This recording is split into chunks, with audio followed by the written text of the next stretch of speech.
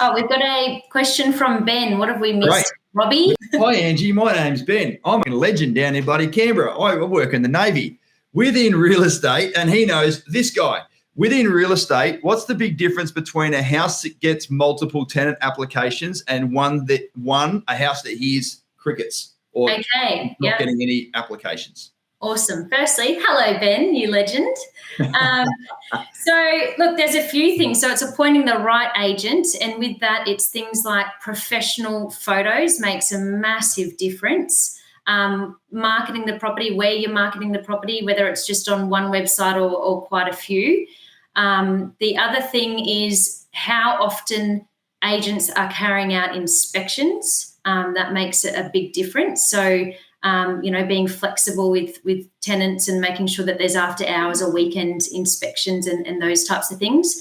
And also it's about the price as well. So generally within the first week, you would know whether the price is set right by how much inquiry that you receive. Yeah, that concept that Angie's talking about their team is called price elasticity. Mm-hmm. A rubber band will stretch to a certain point and then you can't stretch it anymore. It's reached the end of its elasticity. It's the same sort of thing. Anyone who is buying something, you'll get to a point where you no longer want to buy that item because you think it's too expensive. You've reached the end of your elasticity as far as that goes. It's the same there. And I guess with another little term we use is that the market will tell you how much something is worth, right? There's something else, Ben, Angie, if I can add to what you've just said then about what I think. Soph, can you just bring the question back up because I haven't finished answering it yet and I want people to see, thanks, buddy, what I'm referring to here.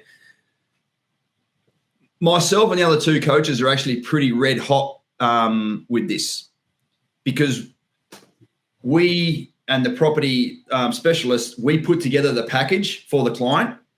Mm-hmm. And therefore, when it gets to the end of the build, we know what the most desirable and attractive features are of that property. Yes. You want to make sure the write-up is done properly, even starting with the headline, brand new family home with ducted air conditioning. Because there's someone's paid 10 grand for a ducted aircon upgrade. It should be in the title, is my opinion. Mm-hmm. So this is we look at every single listing to make sure that the products and the features, and even located directly across a park with large swings.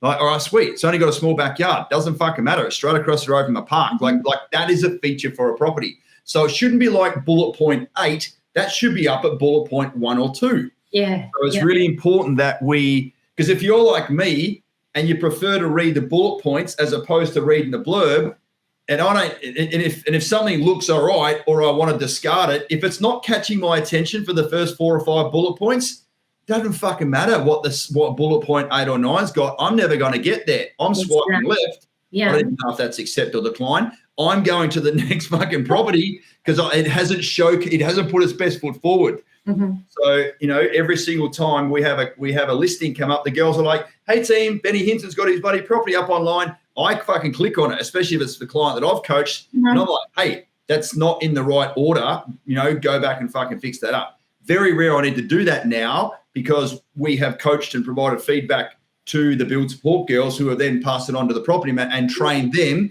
hey, this is the Axon way. We have supreme levels of professionalism. We are not going to fucking stop it at having a standard fucking ad put up there. Write it to suit the actual property and what we're trying to achieve. Don't just fucking copy and paste someone else.